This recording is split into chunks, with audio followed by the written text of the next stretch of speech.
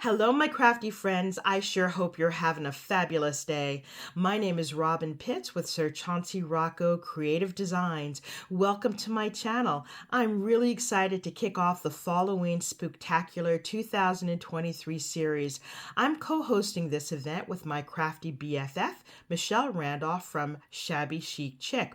It's been quite some time since we've hosted an event, and we decided to shake things up a bit by including both fall and Halloween projects. Please join us every Saturday starting September 16th through the end of October. We will be featuring fun projects, tutorials, and fun giveaways. In order to participate in our giveaways, you must be 18 years or older, a U.S. resident. You must be subscribed to both my channel as well as Michelle's channel, and you must leave a comment. For my first project, I've created this fun haunted Halloween pumpkin and coordinating gift box. I created these projects using digital files from MYSCRAPCHICK.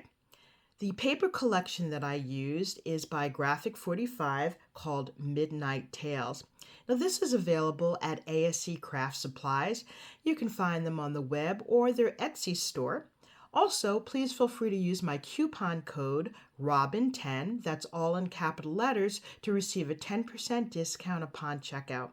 I really had so much fun creating this project, and I've created two versions to share with you. So this first version has really bright colors with the purples and oranges and greens. I'm going to adjust my camera so that I can give you a closer look. Here's a closer look at my card. I really had so much fun decorating this, and I love the explosion of color. This card measures 6 inches and it's about 5.5 inches tall. Now the original design is to fold flat and you can mail it in a standard 5x7 envelope. However, because I've created a gift box to go with it, I have put latches inside to make it stand up. So on the front, we've got this banner that says Hocus Pocus, and we've got several different layers on the front of the pumpkin. We've got this black, purple, and orange. I've embellished it on either side with these orange rhinestones and then these neon stars throughout. On the bottom, I've used a Tim Holtz die to cut out these little trick-or-treaters, and then I distressed them with silver ink. On the bottom, it says, "Wish you fun on Halloween." Now, also included in this digital file is this three-dimensional flower. I have this layered twice, and it also has these cute little curly cues. So I have them cut in orange and purple, and then I've embellished the flower with this purple rhinestone. On the top of the box, you can see that there are 3 different layers, and I have each layer popped up using foam tape. Here we have the stem of the pumpkin, and then I used the little curly cues here to look like vines. This is the back. I used a die that says trick or treat, and there's still room to include a sentiment. Let me show you the coordinating gift box that I made to go with this. This is a box that I've created to hold my card. This is originally intended to be a cookie box. This is called the Pumpkin Extra Large Cookie Box. If you look at some of my previous Halloween videos, I have used this box to hold fun Halloween embellishments, and it actually comes with 4 little boxes inside.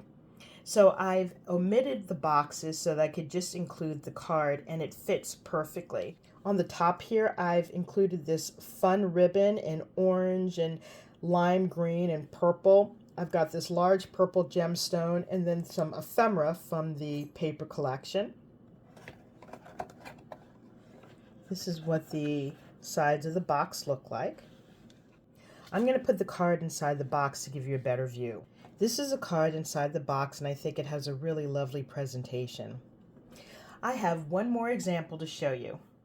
This is my second pumpkin card and gift box, and I decided to use more muted Halloween colors. Although it's the same card, it looks totally different from the first card that I shared with you. Now, I did add a few different things here. I'm going to adjust my camera so I can give you a closer look. For this card, I included a double loop bow on the top. It says trick or treat. I added in this little witch on a broomstick. We also have more of these little trick-or-treaters here on the bottom. And I love this paper. You have little spider webs here and then the jacquard pattern in the background. We've got a little spider here. We've got the flower and the leaves in the background. And then as you can see, the haunted house with the ghosts. And then for the moon, if you look closely, I used orange paper that has bats. And I put it on a diagonal so it looks like it's flying away from the house.